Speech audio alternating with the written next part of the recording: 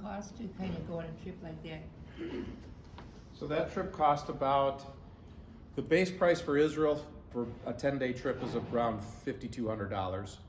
And then doing the Jordan extension was about another $1,200, I think, or $1,300 for making it a 13-day trip. Yeah. So all the people in our group decided they wanted to do the extra 3 days in Jordan. Good. So we all stuck together, which was nice. Airfare, Yeah, that's all inclusive price. 2 meals. 2 meals. Hotels, airfare, 2 meals a day, which are buffets, one in the morning, one at night. Then the optional lunches are on your own.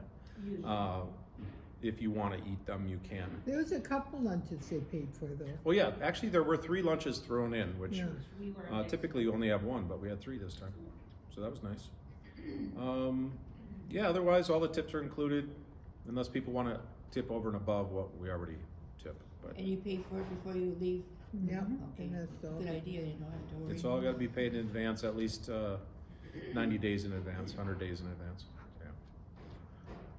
All right, so today we're going to do, or tonight I should say, we're going to work through this sheet and talk a little bit about the northern part of Israel.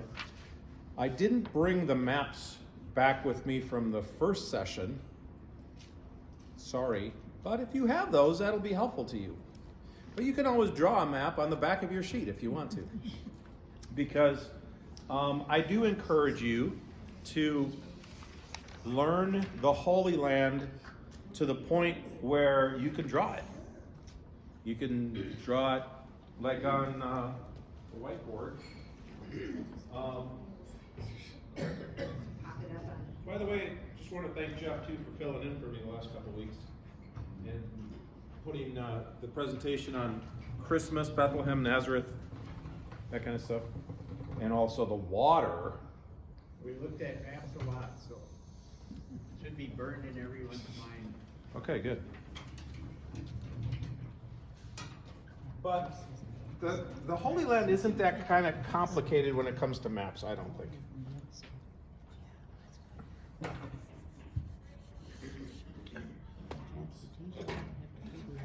All right, we're just gonna have to work around this. Are we like Anyway, I'll make a small version. Is this on the camera okay? That's okay. Looks good. Okay, so here's the Mediterranean Sea. Here's the Nile River. Flows north out of Egypt, in Egypt. Then you come over here, and it goes like this. Red Sea. And then you've got, you probably guessed it, the Dead Sea. And this isn't really to scale, but oh well. One river to really consider most of the time, the Jordan. What's this little lake up here? Sea of Galilee. Sea of Galilee. Not little, but It's not little, it's a big natural lake. And then, you know, here's your basic geography, and then just to know where the basic parts are, you know, like you've got the north is Galilee. The middle is Samaria. The bottom south is Judea. And then you've got cities. Okay, here's your regions of the New Testament. I think they, Jerusalem, Bethlehem, Nazareth, Capernaum, and everybody avoided Samaria. So we're not going to put any cities there. so the south, almost the south half of the country is the Negev Desert, which is actually by area over half of the country. So half of the country you really don't even see because there's nothing there. Desert. That's desert. So there's your basic thing. I mean, if you can memorize that, get it in your head, then you got the Holy Land kind of ingrained here. north, middle, south, couple bodies of water. You got the, the seas, Med Sea, Red Sea, Dead Sea. They even rhyme. And then the Sea of Galilee. And one river to think about. Really, you can include the Nile. That's bonus points. Here's Egypt, Sinai Peninsula, Mount Sinai. You could put that on there too. Okay. People of, the Israelites came out of Egypt, crossed the Red Sea, went to Mount Sinai, wandered in the wilderness for 40 years, came across over here, across the Jordan River, and then occupied, did battle for the next 400 years of trying to conquer the Promised Land. Okay, there you go. Good night, everybody. The timeline I went through that first week too, I drew this up here, it's still here. But if you can put that in your memory, that would be helpful too. Because one of the, I think, challenges of the Holy Land is you've got all these layers of history. So you could be standing on one spot, and I'm going to show pictures of that tonight. That can be, okay, it's got ruins from 1,000 years ago. It's got ruins from 2,000 years ago, the time of Christ. It's got ruins from 3,000 years ago, the time of David. 3,500 years ago, the time of Moses. 4,000 years ago, the time of Abraham. Those are all those timeline things there. And then the archaeologists have to sift through it and figure out, well, which time does this particular artifact fit? And often they do it by pottery, by comparing the pottery samples and what was made at the time of that time in history. So it's all pretty interesting. Okay, so here's a map. I'm going to focus on the north tonight. Okay, what at the time of Jesus was called Galilee. Here's the city of Samaria, which is in Samaria. Okay, we're not even showing on this map Judea down here where Jerusalem and Bethlehem are. They're farther south down here. You got the Jordan River. We don't even have the Dead Sea on here, right? All I'm showing is the Sea of Galilee. And the places I want to focus on, 3 places tonight, and they're on your sheet. One is Dan, right here in the north, which is on the border of Israel, the northern border. Right next to it is it was a town called Caesarea Philippi. It's not on this map. I don't know why. But you can... Too small. Yeah, it's too small. I don't know. It didn't have it on my Bible map. I copied this off of. But I also want to talk about Megiddo over here. And I think just those 3, right? Yeah, that's all I got in your sheet. That will take up our time. I was hoping to maybe get to Caesarea over here. Caesarea Maritime, that's called, because it's on the Mediterranean Sea. But we're not going to get to that, I don't think, tonight. Now, it gets kind of confusing. There are some confusing things in the Bible when you have several names for different places that are the same. Like Caesarea. Caesarea, there's 2 of them. There's one here, and there's one up here by Dan. Caesarea Philippi. Caesarea Maritime. Why would you have 2 cities in the same neck of the woods, these aren't all that far apart, that are both called Caesarea? Anybody know? Yes. So you want to honor Caesar. Caesar Augustus, the first Roman Caesar. Caesar Augustus, who gave the decree that all of the land should be taxed and have a census, right? At the birth of Jesus, that guy. So if Rome is in charge, then you honor Rome. And often they would rename the cities. So, the Sea of Galilee got renamed. Oh, by the way, Old Testament name is Chinnereth. And there's another name. When the Romans came in, they renamed it again to Sea of Tiberias. The Sea of Tiberias. Another little footnote to keep in mind as you're reading the Bible is that the word lake Doesn't occur much in the Bible. It does a little bit, I think, in the book of Luke. Luke uses the word lake, but typically everything is a sea. Sea just means water, a place where there's water.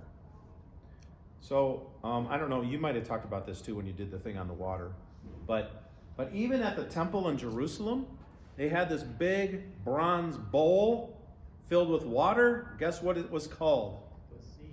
The sea. You're reading the Old Testament, it says, and the sea will be made out of bronze, and it gives the dimensions. Like the sea, when I think of the sea, I think of the ocean, right? Yeah. That's like the biggest body of water. And it says, well, in the temple, there was the sea. No, all that means is there's a thing that had water in it. So that's why the Sea of Galilee is called a sea, because it just means it had water. Even though it was a freshwater lake, like Lake Superior, Lake Michigan, Pelican Lake, Lake Anigo. Anigo Lake. I guess there's fish in there. I don't know. Remington Lake. Yeah, so anyway, that's what that is. But we're going to start up in the far north here, Dan. Dan is right on the border. If you went there today, Lebanon is right across the border. So when we were up there, we actually could look. I didn't put that picture. That would have been a good one to put in. But we could look across the border into Lebanon. There was a village over there. Nothing was going on. I don't know. No. We didn't see any missiles or anything. Oh, there's Shelley. This is up by Dan. So if you go there today, it's a nature preserve. And they have nature trails. The cool thing about Israel is they have these national parks, kind of like we do. Nature trails, walkways. You see this beautiful river that's part of the headwaters of the Jordan River. But then they have these archaeological ruins in the middle of it. Like, oh, we can explore history here too. So Shelley is looking out over the beautiful river.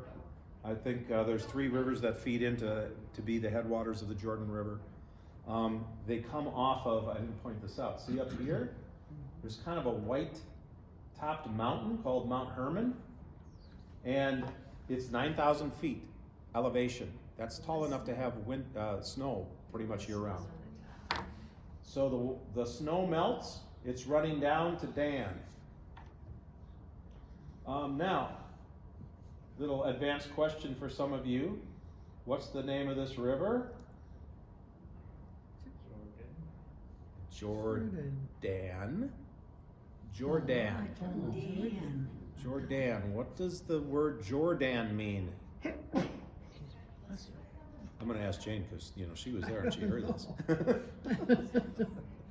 So Shelley, Jordan. I'm listening.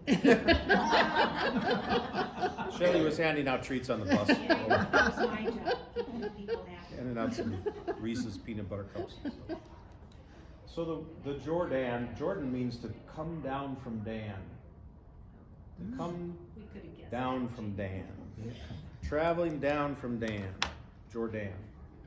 So, So Jor means traveling? down. Down. Down, it means down. Down. Down from Dan. Do they speak like Hebrew or in that area that you're getting this down business and such like that? Some. Jordan? The Jordan River does go back into the Old Testament, so that would be Hebrew. That is correct. Yes. And Dan what's the meaning of Dan? I mean, in Hebrew or whatever. What is Oh, we're going to get to that. Okay. Hang on. So anyway, up here, 9,000 feet above sea level, the Sea of Galilee. Now, we talked about this in our first session. Anybody remember what the elevation is? It is below sea level, Minus 600 or something. about 600. Yeah, pretty close. Nice job, Roger. So you go 600 feet below sea level, 9,000 feet above sea level. That's quite already, the Jordan River's coming down. And then it goes down, down, down to the Dead Sea at 1300 feet below sea level. Okay, so it drops another 700 feet as it's traveling down the Jordan Rift Valley. So coming down from Dan, All right, so now it kind of makes a little bit more sense when you see this picture. In the far north, it's very Wisconsin-ish, I thought. You've got bushes, trees, you've got leaves on the trees. This is winter, by the way. Well, you know, they're having winter just like we are, except their winter's like our spring and fall. You know, so there's some, like this tree doesn't have any leaves on it, but there's obviously leaves over here. It was jacket weather. It was probably around 50 degrees that morning when we went to Dan. Shelley's got tennis shoes on. Nice job.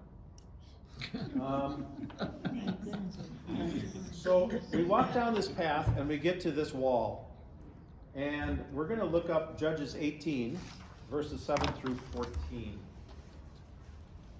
So, if you need a Bible, we have them here.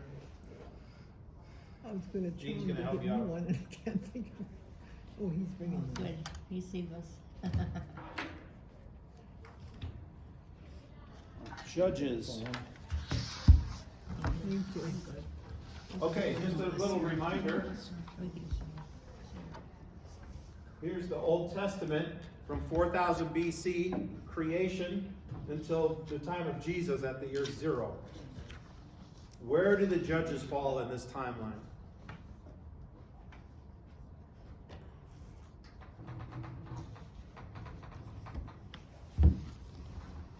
After Moses, but before David. After Moses, but before David. Anybody want to argue with them? Nope. Pretty close.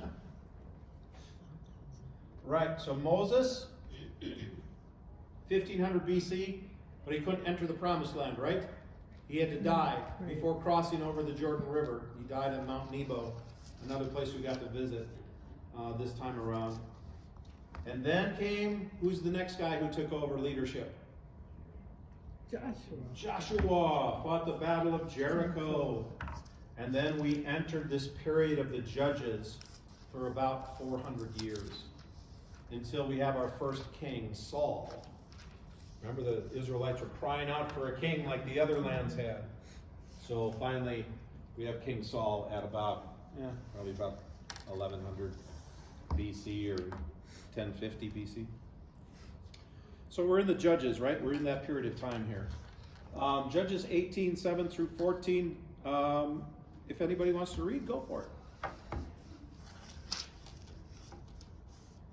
Then the 5 men departed and came to Laish, Yep. and saw the people who were there, how they lived in security after the manner of the Sidonians, quiet and unsuspecting, lacking nothing that is in the earth, and possessing wealth, and how they were far from Sidonians and had no dealings with anyone. And when they came to their brothers at Zorah and Eshtaol, Yeah, fantastic. Good job, Johnny. okay, their brothers said to them, "What do you report?" They said, "Arise and let us go up against them, for we have seen the land, and behold, it is very good. And will you do nothing? Do not be slow to go, to enter in and possess the land. As soon as you go, you will come to an unsuspecting people. The land is spacious, for God has given it into your hands, a place where there is no lack of anything that is in the earth." I'll take over. Okay, You got a lot of names coming up. yeah, I see that. Thank you, I appreciate that. This is verse 11. Then 600 men from the clan of the Danites, armed for battle, set out for Zorah and Eshtaol. On their way, they set up camp near Kiriath Jearim in Judah. This is why the place west of Kiriath Jearim is called Mahana Dan to this day. From there, they went on to the hill country of Ephraim and came to Micah's house. Then the 5 men who had spied out the land of Laish said to their brothers, "Do you know that one of these houses has an ephod, other household gods, a carved image, and a cast idol? Now you know what to do." Anyway, the rest of the story is that these 600 men went up and conquered the city of Laish, and it became the new dwelling place for the Danites, for the tribe of Dan. Originally, when the Israelites came into the land, and the land was divided up between the 12 tribes of Israel, Dan was down in the south part, kind of next to Judah which became known as Judea later. And they didn't really have enough room as they were growing, and they wanted to branch out. So they decided to move, and they moved north. They conquered this city called Laish, same location, same city, and they renamed it Dan. Now, this is a kind of a classic city in the Old Testament, because Israel was always described as its boundaries were from Dan in the north to Beersheba in the south. Beersheba is south of Jerusalem, south of Bethlehem. It's right on the edge of the desert, the Negev, as Jeff was saying. Okay, so there's your boundaries for Israel, about 150 miles from the top to the bottom, the inhabitable land. Okay, so Dan, this is where it was. And you look around here, it's like, wow, this is a pretty nice place. I mean, if I was going to live in a city, I think I'd pick this one. You have that beautiful river running past, you know, you've got vegetation, it's pretty. So Dan is an ancient city, originally Laish, renamed Dan. And you have these city walls and city gates is the next thing I want to talk about. So as you saw the big wall on the other picture right here, if you go around the corner, you are able to walk into the city and into the city gates. And here's a little picture they had up that describes the importance of the city gates. Now, when you think of gates, like a city gate, well, Anago doesn't have one, but what do you think of typically? Maybe they're metal, or they're Iron gate or something the- that goes like this. the medieval gates. Maybe it's the wooden ones that come down, Yeah. you know, and you hear the chains, or you know, there's a drawbridge. I think that's the way we've all been trained to think about gates, because of medieval castles and, you know, whatever movies we've watched. Well, biblical gates were not like that at all. They were stone. And they were pretty intricate. We're going to take a look at two Bible verses here, 2 Samuel 19, verse 8. If somebody has it, read it. So the king got up and took a seat in the gateway. When the men were told the king is sitting in the gateway, they all came out before him. Okay. The king is sitting in the gate, or gateway. The gate had compartments. It had rooms. It was big. It was also kind of intricate and very precisely built.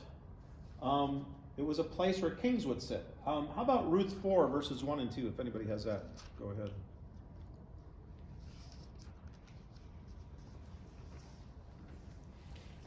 Who's got fast thumbs? Now Boaz had gone up to the gate and sat down there, and behold, the Redeemer of whom Boaz had spoken came by. Okay. That was verse 1 and 2? With this verse 1. Oh, go ahead with verse 2 too.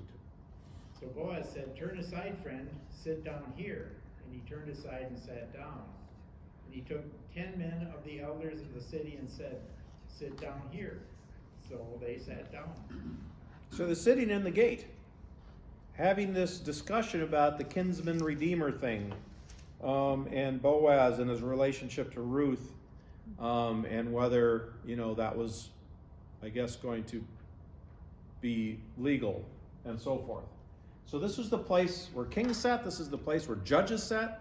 So we have this spot in this gate in Laish or /Dan. This was the spot where the judge sat. I should have put the other picture in because I have a picture of Shelley sitting there. On the little rocks there. On these little rocks. That's okay. But, you know, I don't know, you know, there were things that they set here. Maybe there were posts coming up and it was a canopy. But this was where, so if people had a grievance, people had something they had to get settled, then they go to the gate of the city, and it had these different compartments.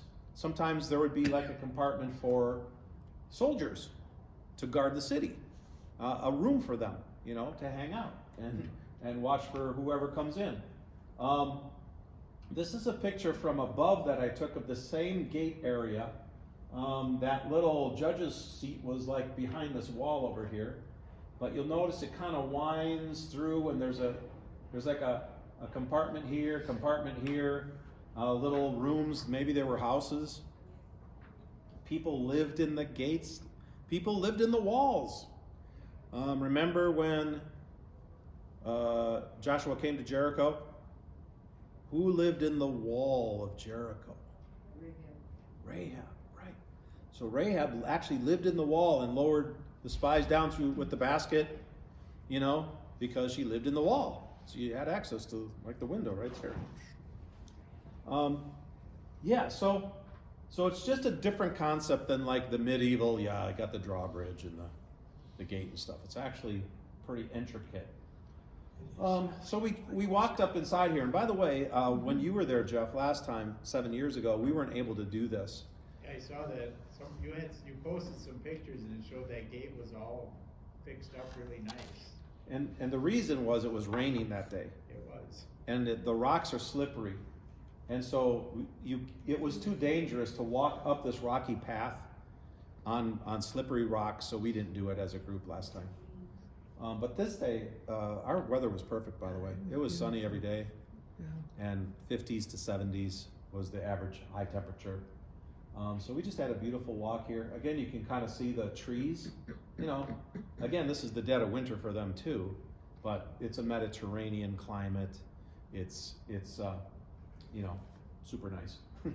And, all right, so now we walked up through the gate. We walked up into what was the ancient city of Dan, and now we're looking at this site. Now this metal structure obviously was kind of newer. They erected that to show what it probably looked like at the time of Jeroboam. So let's look at 1 Kings chapter 12, verses 32 and 33.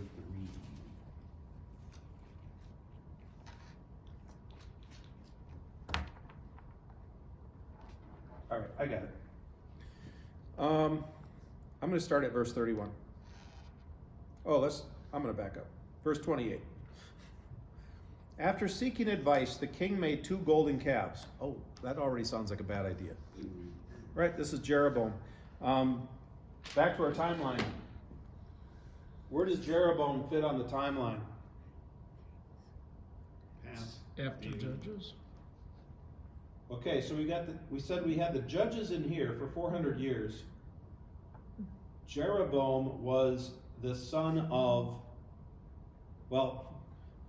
Rehoboam was the son of Solomon. Solomon was the son of David. Right? So Jeroboam's about 1000 BC. Right? A little bit, maybe 900 BC. So Jeroboam and Rehoboam got into a fight. They divided, and the kingdom of Israel got divided into 2 parts. Northern kingdom, southern kingdom. Jeroboam and Rehoboam. I was teaching I think it was the 4th graders about this, maybe 5th graders. And I was like, at least they rhyme, because it gets kind of confusing. But you got Jeroboam and Rehoboam, and the kingdom got divided between the north and the south. And here's what they had in common. They were both bad kings. They were both evil. And here's the example. Jeroboam up in the north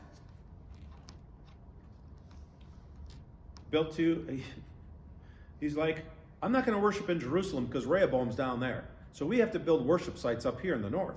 That was his thinking.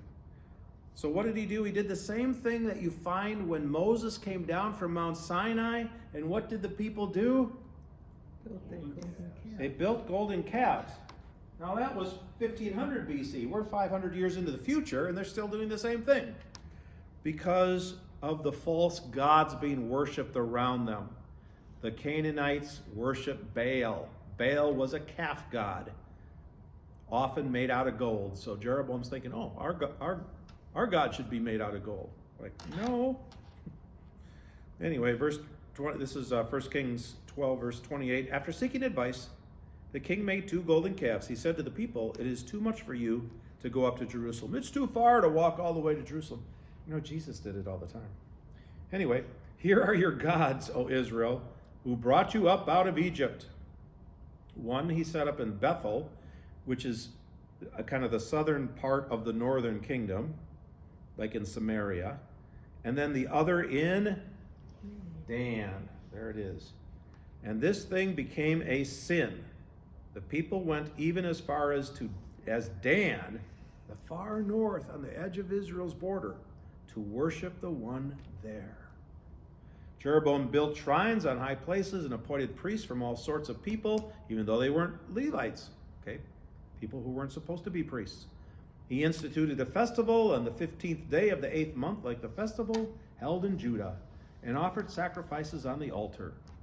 This he did in Bethel, sacrificing to the calves he had made. And at Bethel he also installed priests at the high places he had made. So both Bethel and Dan, this was going on. So on your sheet here, this place became known for pagan worship. Pagan worship. This is a theme for this part of the country, which is going to resurface and rear its ugly head 1,000 years later at the time of Jesus. And you'll start to be able to put the pieces together here, I think, between these first two things. Okay, so we had a little devotion here, by the way, and I think I posted this one on our Facebook page. But we talked about, false gods, false idols. We all have a tendency, if we have some kind of false gods that we worship, it's probably not a golden calf, but it could be something else, that takes time away from God, and not keeping God as a priority. So this was kind of a nice time and place to reflect on that a bit. So also here at the same place, they discovered this ancient, even older city gate. I already showed you the stone one. So this one, they dated back to about 2000 BC, or a little bit before that, 4,000 years ago. And we have this passage in Genesis 14, verse 14, which talks about Abraham trying to rescue his nephew Lot, who had been captured. Would someone read that if you've got it? When Abram heard that his relative had been taken captive, he called out the 318 trained men born in his household and went in pursuit as far as Dan. Okay, so Abraham's going after trying to find Lot. He goes as far as Dan. So to me, the first time I saw this, it was like, oh, Abraham was here and probably walked through that. This is made out of like mud bricks. It's pretty, the first time we were here, it didn't have that big canopy over the top. It's like every time it rains, part of it is dissolving away. So they put this canopy over to preserve it. But and they're not digging it out further because I think they're afraid of collapse. So they're just kind of leaving it like this. Like, okay, that's where the door is. And it has these kind of an archway and steps going up. But this would have been the entrance to this city back in the time of Abraham. So it just, again, the layers of history and trying to keep it straight is sometimes a challenge of like, okay, we got to go back as far as Abraham, that's 2000 BC. Well, we were just talking about Jeroboam, that was 1000 BC, so 1,000 years later. But then we also talked about the period of the Judges. Okay, that was in between. And the movement of the tribe of Dan and all that. But when you see it, I think it helps to kind of get it in here.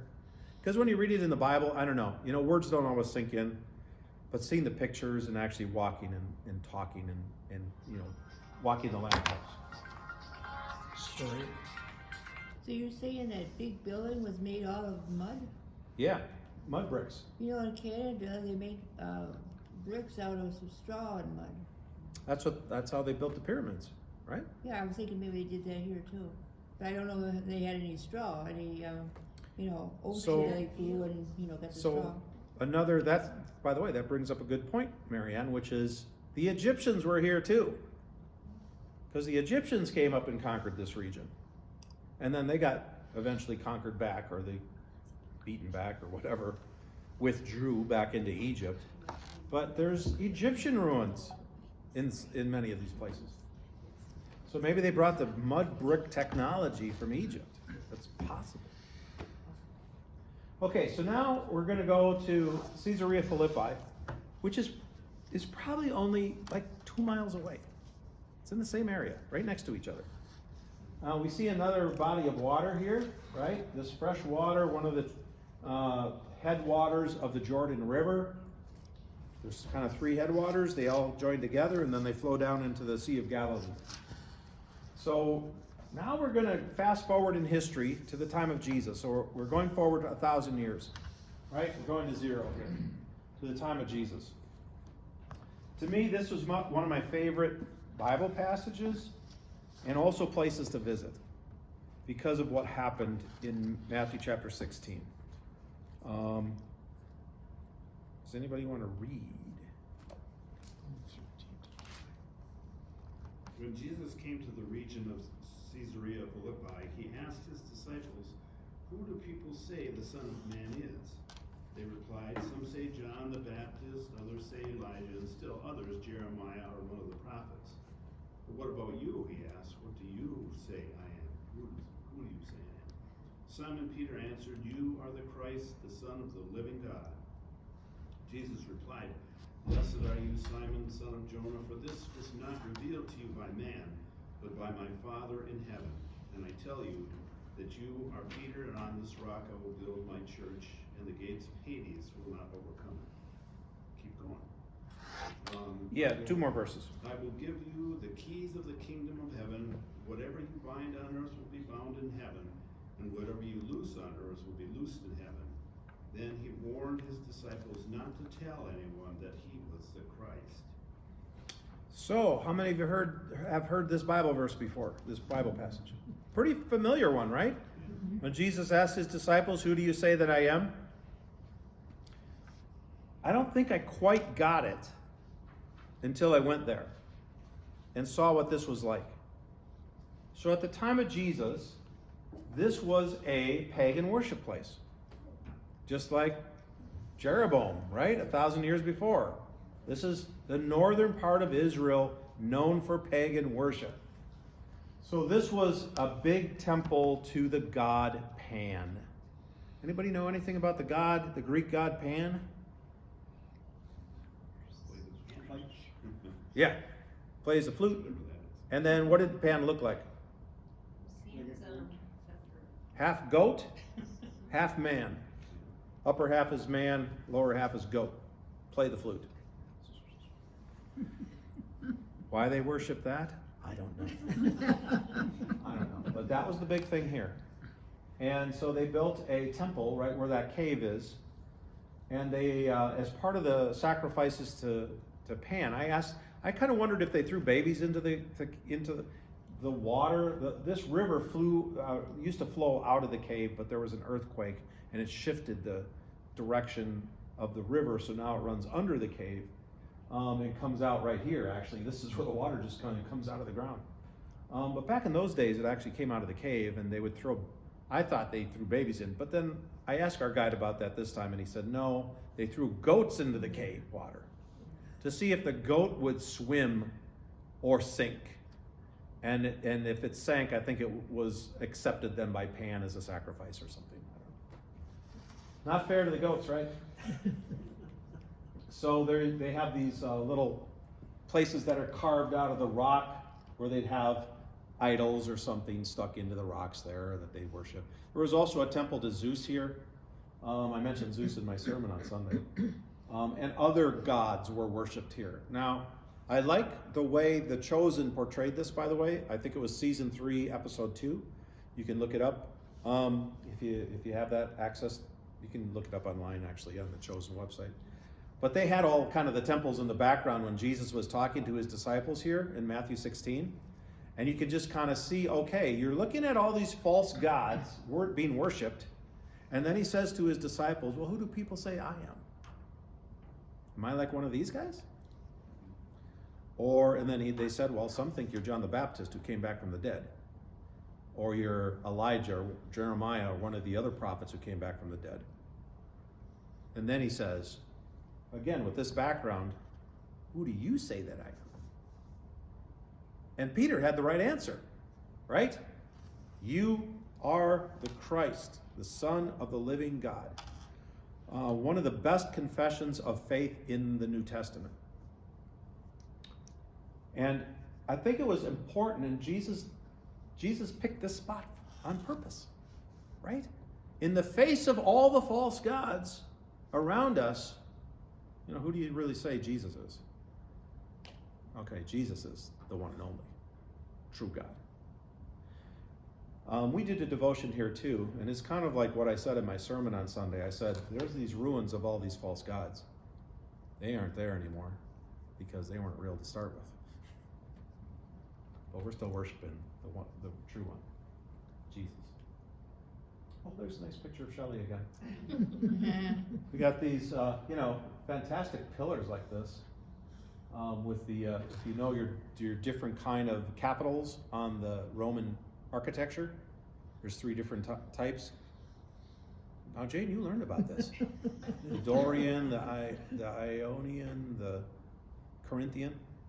It's 3 types of designs. You have a better brain than I do. A better memory. Well, I take notes.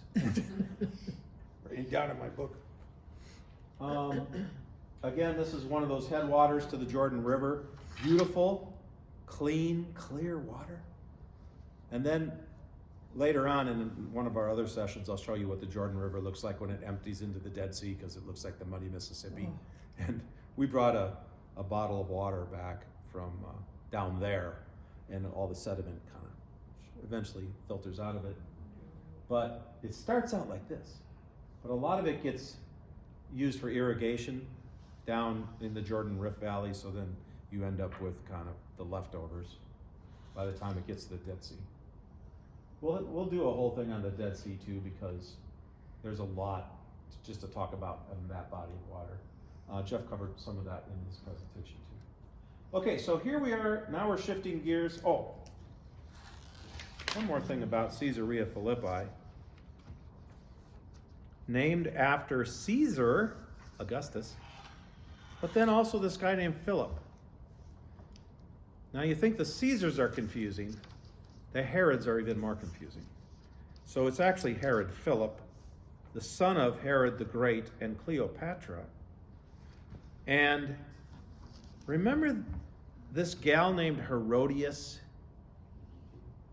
Herodias, okay, just stick with me here, was married to Philip.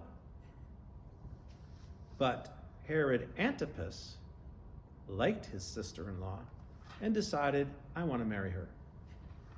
So then, I don't know how the 2 half-brothers, they were actually half-brothers, worked it out. But somehow Herodias went from being Philip's wife to Herod Antipas's wife. And that's when John the Baptist called him out and said, you should not have your brother's wife. Remember that? And then Herodias got mad. Like, how dare you tell me what's right and what's wrong? So she arranged this banquet and had her daughter, whose name is Salome. By the way, Salome, that Salome does not, the name does not occur in the Bible, but we know from history that's what her name was. Salome did a dance. And what was the result of the dance? He was dancing for Herod Antipas. You can have anything you want. Right.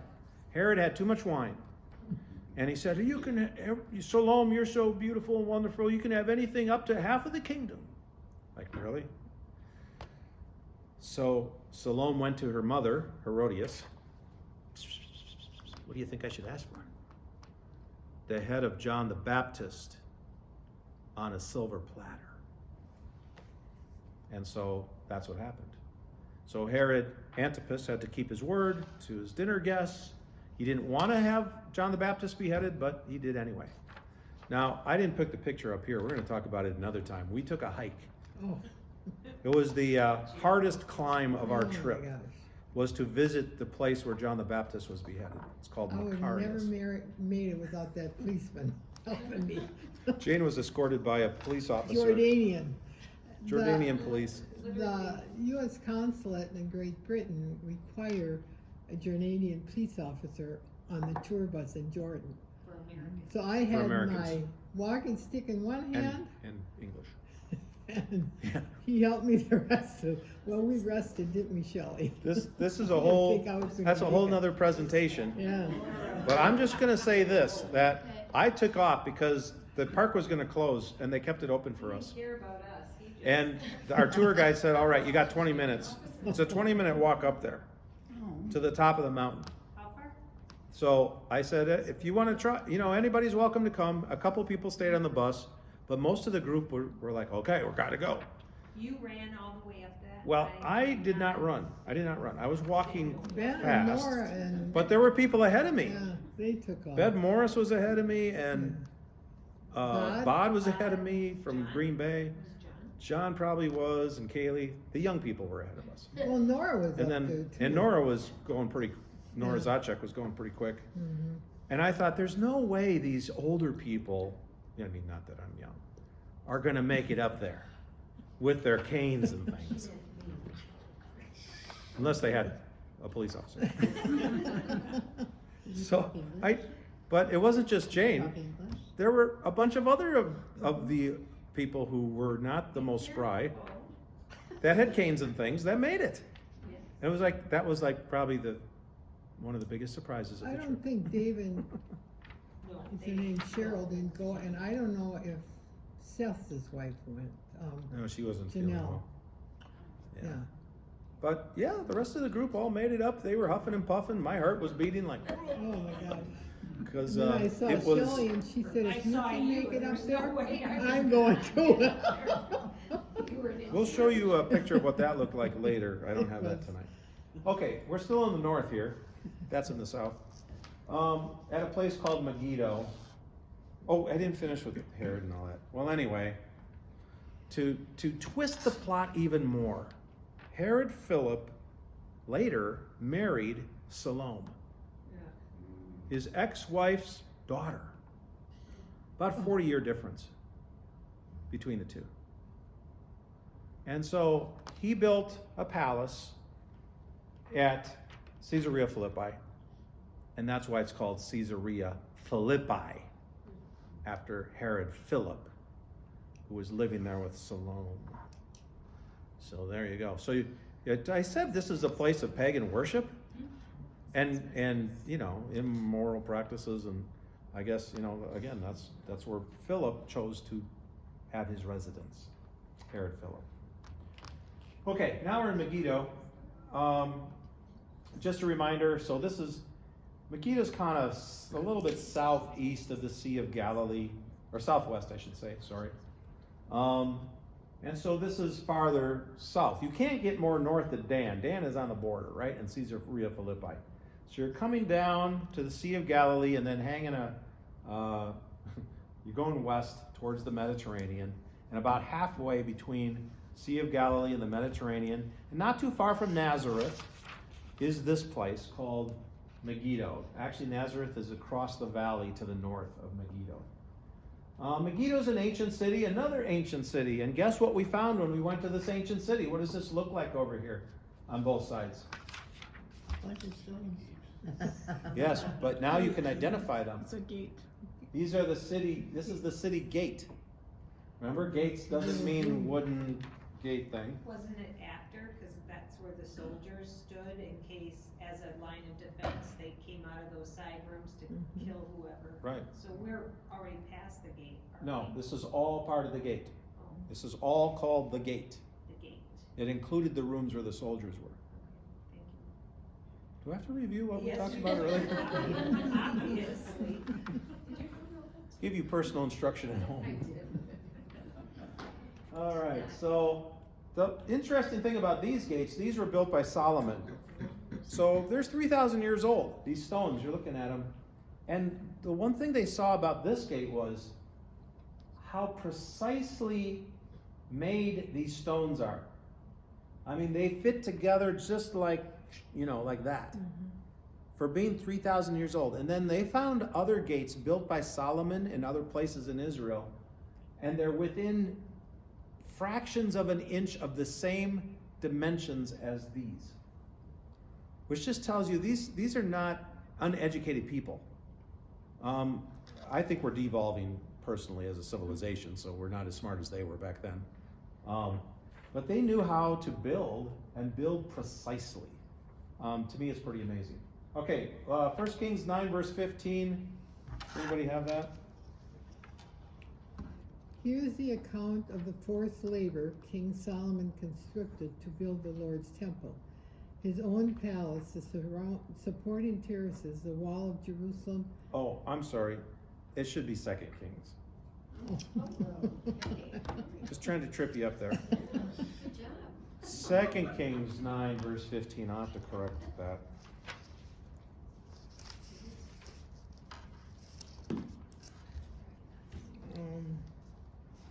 But King Joram had returned to Jezreel to recover from the wounds of the Armenians had inflicted on him in the battle with Hazar, king of Aram. Jehu said, "If this is the way you feel, don't let anyone slip out of the city to go and tell the news in Jezreel." Jezreel.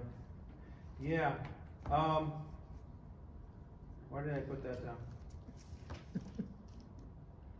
That's 9:15. This.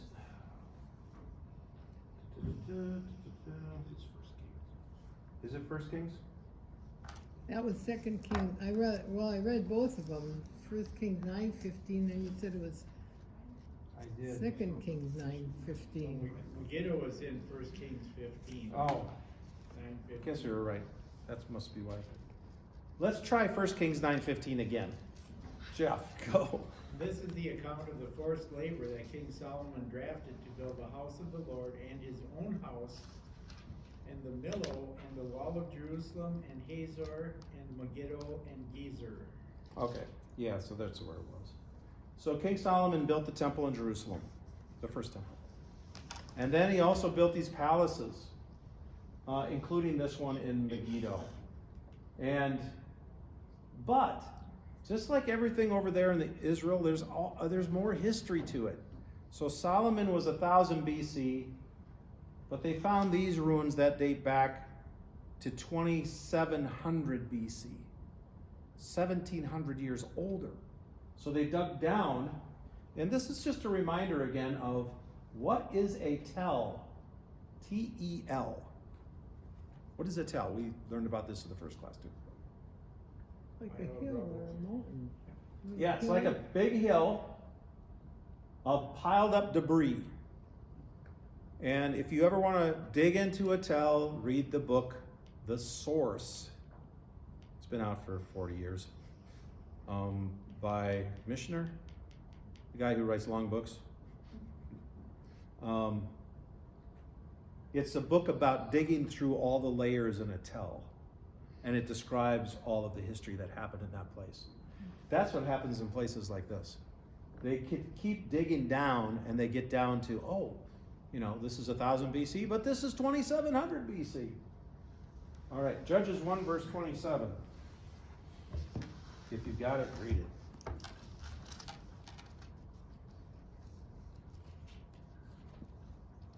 I got it. But Manasseh did not drive out the people of Beth Shan. Well, we went there too. We'll show that a different night. Or Tanakh, or Dor, or Eblim, or Megiddo, here. And their surrounding settlements, for the Canaanites were determined to live in that land.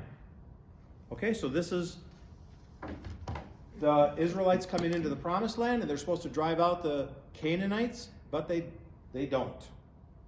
Canaanites are strong, they want to stay there. We don't want to move. We're going to stay here. So the Canaanites stayed there.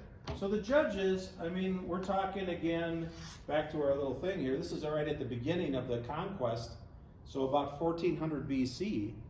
But the Canaanites here were here 1,000 years before that. So they had a long established civilization. They were a large entity, a large nation. And so they found here this altar, which is in the middle here, this round thing. Here's a close-up. So when they unearthed the altar, they actually found bones on top of this altar when they unearthed it, of sacrifices that were made and burnt there, burnt bones.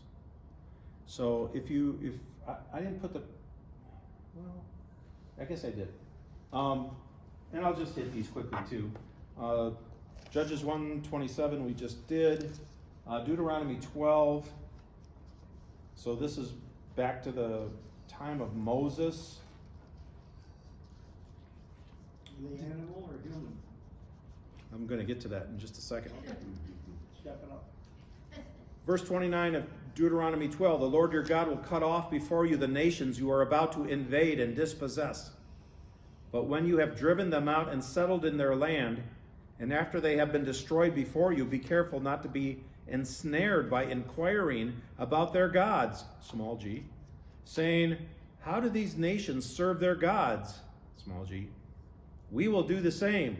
You must not worship the Lord your gods, large G, in their way, because in other words, no golden calves. They do all kinds of detestable things the Lord hates. They even burn their sons and daughters in the fire as sacrifices to their gods. The bones they found on there were of animals. But it very likely, I think, they also burned humans, because the Bible tells us that's what Canaanites did. That they would, it was common in the ancient culture that you would sacrifice a child to your favorite god as a way to appease them. So, I mean, that's kind of sends a chill down your spine of like, ugh, this place might have had human sacrifices and they're throwing their kids on a fire. It's kind of scary, right? It's amazing how far they had to dig deep down in order to find all that. Yeah, right. That's pretty crazy. That's deep. It's years.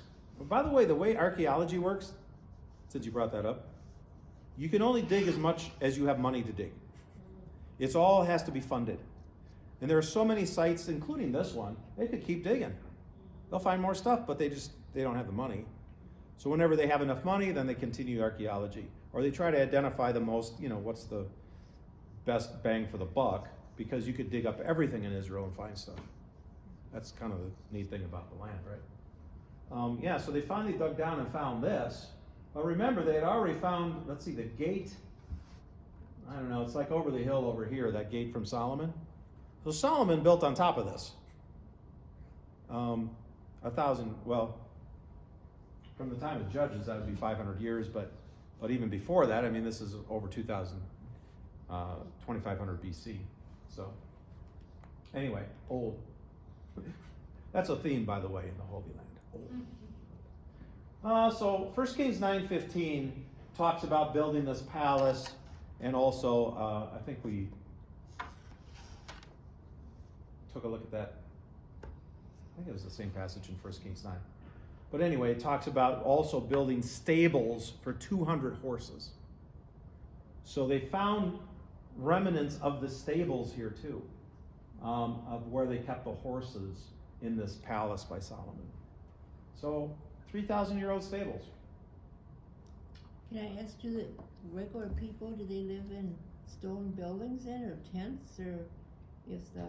They aren't living here. Most people live in houses like we do. Oh, they do? It's a modern nation. Okay. Yep, they've got plumbing and water, except for Bedouins that live in the desert. Some of them still live in tents. But- Bedouins? Bedouins, they're like Shepherds. shepherds, Oh, they're still... goat herders. They're still there? Oh, yeah. They're still there. With sheep, and you see them up in the mountains with their sheep?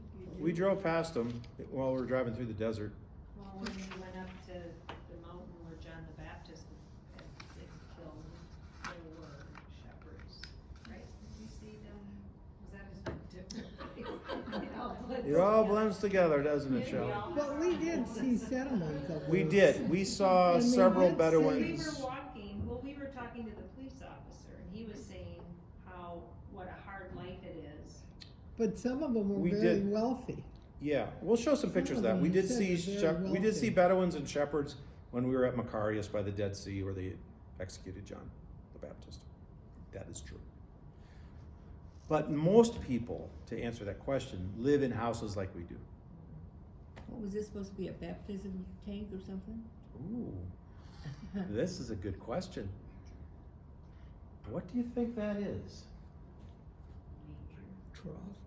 Horse trough. Angie got it. This is a manger. Oh, manger, yeah. Okay. This is where you put the feed for your horses. Remember, Solomon had 200 horses here. What did the manger look like that Jesus was placed in as a baby? I think it looked like this. I mean, it could have been made out of wood, like the one we pull out at Christmas. He couldn't fall out of that one. But most likely it was this. Why would they make it out of stone? So nobody would steal it. Nobody would steal it. That's what they had. How often do you have to replace this one? Oh, Never. This one's probably 3,000 years old. Well, and if you were filling something like that up with water, it would last for a long time. It could hold water too, not just straw or hay. And there's a talked lot about of that. stone over there. We talked about that a little bit, that they use stone because that's what they have. Yeah. They don't have nice pine trees to build houses No. with, they're still with masonry, Yes, limestone and things they they have still build with. lots of stone. Yes. So I think, I've been thinking about this the last few days. We're going to do 2 Lenten series this year, starting on Ash Wednesday. Pastor Jared's going to do one on the midweek services. And then I'm going to do one on the weekend services. And they're going to be different from each other. The one I'm going to do is going to be based on rocks. Shelley's going to help me. She's going to be my mineralologist. But because rocks play such an important part in the Holy Land and also in the story of Jesus, starting with his birth. And most people don't think about this, right? Like, that's a manger? But that is what most likely Jesus was placed in. With some, little bedding in there for him. But this was found in Megiddo, and but this would have been used everywhere, Bethlehem, Jerusalem. Are most of these locations in federal or national parks then? Yes. So Israel has 66 national parks, and I have a map of them all, or you can look it up online. But you think of Israel as the size of northern Wisconsin and the UP. It's 150 miles by about 50 miles. Or, here to Milwaukee. But only take like a 50-mile corridor. And you fit 66 national parks into that. How many do we have in Wisconsin? We have Apostle Islands National Lakeshore, I think, is it. You can go up in the UP and get the Great Lakes or the Lake Superior National Lakeshore. But that's about it, right? But all of these really are national parks. You can go. So we had a national park kind of pass, and they, just check them off as you go in. Okay, we are out of time, and that's our last line. We will continue. We've got a few more sessions here on Wednesday nights until Lent starts on Ash Wednesday. So I think 3 more Wednesdays we have together. So I'll be doing something similar, different areas, different places. Again, just to kind of help understand the Bible and unpack it a little bit. So hopefully that's helpful to all of you. If you have any special requests you want me to do, let me know. But it'll be informative, I think. Thank you also for assistant leader, Shelley. I just messaged my friend who graduated, the girl who was an archaeologist, and I sent her a picture of that. She said she loves the picture of Megiddo. She said my good friends direct the project there. Wow. Her good friend what? Directs the project there, the archaeological dig. I always thought she was digging up dinosaur bones. She's like, no, Heidi. Rocks. No, I know. Rocks. Well, next time we go, we'll have to get the name of that person and then make contact him. We actually did see an ongoing dig, a live dig going on at the Pool of Siloam in Jerusalem, because finally they had purchased the land to be able to dig out more of the pool, and they were kind of surprised that it wasn't what they expected. But I'll show that a different day. We're going to do at least one night on just Jerusalem, maybe two. We'll see, because there's so much just in that one city to see. But one of them was, we saw the archaeologists at work, like with their little brooms. And of course, you got to do the grunt work of shoveling all the rocks in the dirt, and then you get down to the toothbrush level. You know, oh, there's a little piece of a pot, or so that was kind of cool. I took some videos of that and pictures. Okay, let's pray. Lord Jesus, thank you again for blessing us with this time in your word and just understanding the Bible a little bit better, and all those layers of history and culture. Lord, may that be just a living book to us that we can continue to learn and grow from as your people, living out our lives daily, worshiping the same God as they did back then, those Christians of old. In Jesus' name we pray, amen. All right, thanks everybody. So you're gonna have them